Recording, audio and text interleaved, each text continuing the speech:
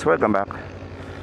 And so for today, mayroon tayong breakfast ride.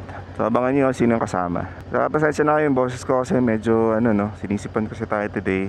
Medyo malamig dito sa Tagaytay. 9 o'clock, andun na yata siya sa may Dunkin sa Silang. So although medyo malapit na lang din tayo, ilan tayo sa bypass. I guess samahan nyo kami for a quick breakfast ride. Breakfast coffee ride.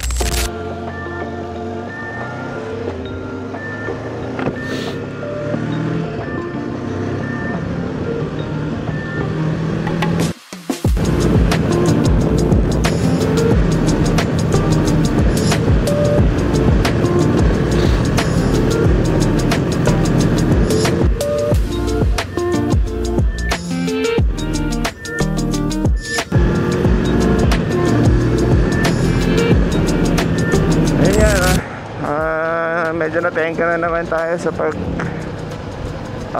guys. Sorry naman. Pero yan, medyo na-busy lang. Tapos yan, medyo masakit yan lang lamunan. Kasi para may sore throat eh. Makakape yata. Pero yan, so usually pag hindi nyo na itatanong, ang usual naman na coffee natin is nag-cold brew tayo, no? Gumagawa ako ng cold brew. Siyempre grind mo yung coffee, bababad mo yung coffee grounds na yun sa tubig. Tapos after 12 hours, 16 hours, pwede mo na siyang inumin. Coffee, na lang, milk na lang and konting sugar, solid yun. Ang good benefits nun is low in acid. So hindi siya masakit sa tiyan, no? Kahit makailang ka. Pero at the same time sobrang tapang din. Kasi siya medyo puro. So usual na ginagamit natin na beans is yung Arabica, no? From Baguio. Meron kasi dito na bibilhan sa Galit Meron kasi nabibilhan dito sa amin sa Mahogany. Kung alam niyo yung Mahogany, yung bilihan ng baka. Kaya pala may nagtatanong kung yung comms ba natin dun sa last video natin is galing na sa ASMAX. Fortunately hindi pa, no?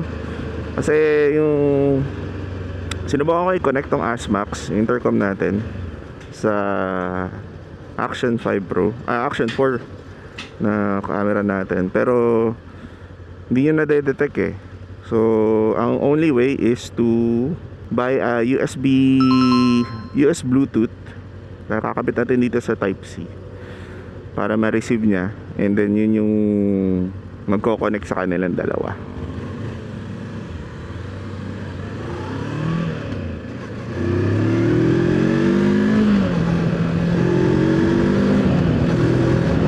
Sana magagawa natin ng paraan.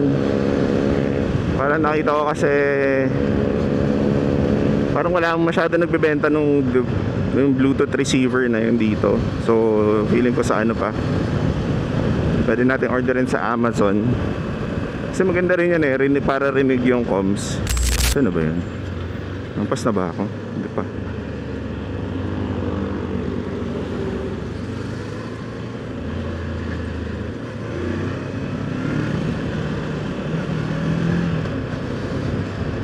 Ang ganda ng weather today. Salamat Lord. Although may papasok na bagyo, so ingat pa din tayo lahat. Hindi ko alam kung lumagpas na yata ako.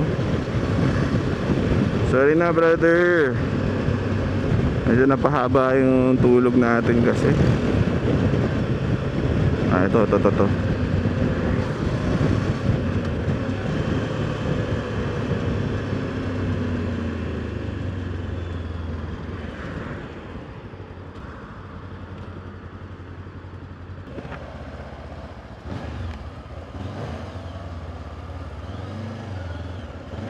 ayan na siya, si Cranky.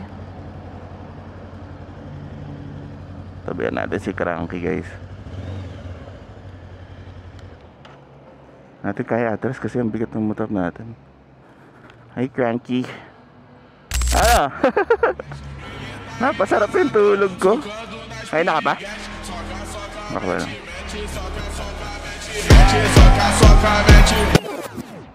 Booster? Hindi pa.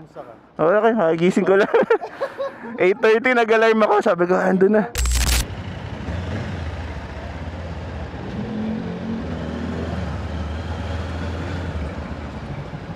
Alright guys, so ayun na nga, si Crank Casual ang ating guest for today sa ating quick coffee ride. Breakfast na rin. Patay tayo dyan, wala yata akong cash.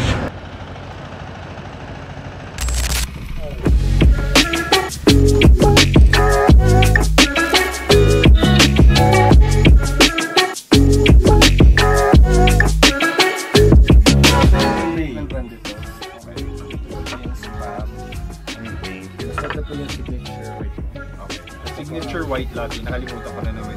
Ito po yung Spanish, okay. Thank you, sir. Thank you. Yung Spanish latte. Kamusta nga yung Spanish latte? Wala naman bago. Hinawakan eh. Spam with egg. Oh, wala na.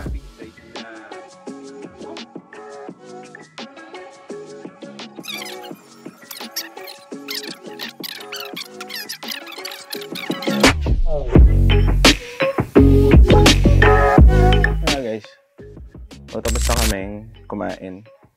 So ayun na yung spam with egg and coffee. So sobrang solid din dito, malakas lang yung sounds, no?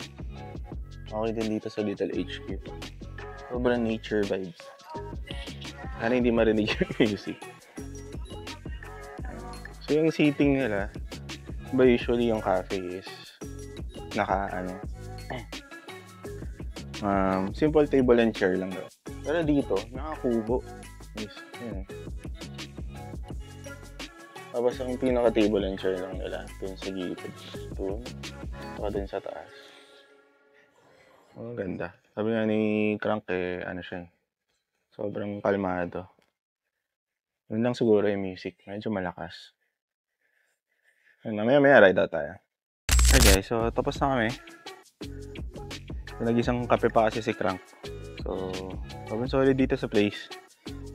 Sa Little HQ. Ito ang daming puno guys, diba? Sobrang chill. So, ma-recommend natin yung coffee. Hindi lang siya simpleng coffee. Maganda yung machine. Siyempre yung tinitignan natin. Pero, yun, sulit. Sulit yung food.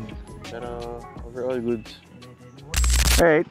Okay, so tapos na kami dito sa Little HQ. Sobrang solid. And peaceful. Si Crank, my brother. Ayun, ride out na kami. So, ano oras na ba? Time check. Magto 12. Yeah.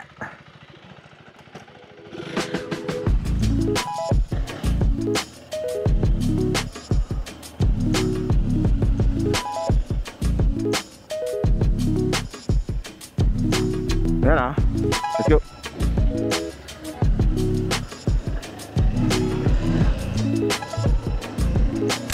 It was a nice coffee ride, no? Ganda na araw. Hindi masyado mainit kahit 12 na. Oh, dami namin na napagkwentuhan ni Crank. Hopefully soon more content pa with this guys. Although may kanya-kanya kaming diskarte.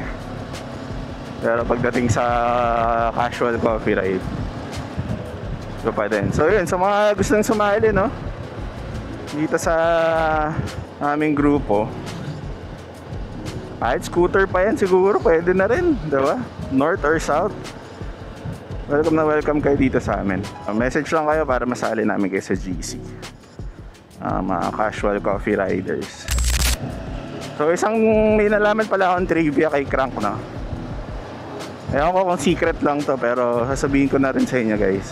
Alam niyo ba, si Crank ay isa sa founding father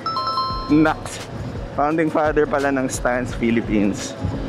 Yung pinakagusto ko talaga dito sa casual coffee ride, lalo na yan, sila Crank, sila Jeyo.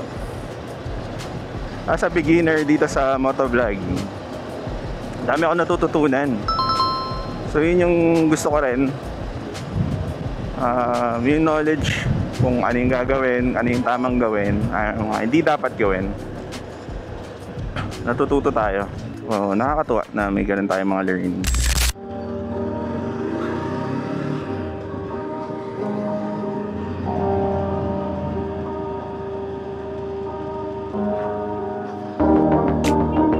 Ganda naman ang mga e-bike.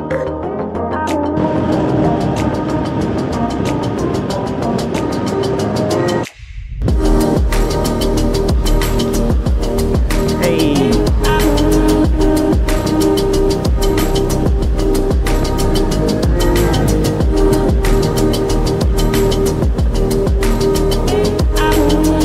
Doon pa!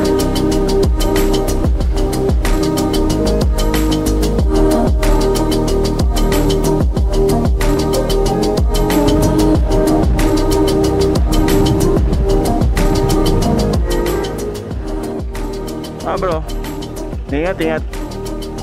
Thank you, thank you. Alam mo na. Sige, sige. Ingat.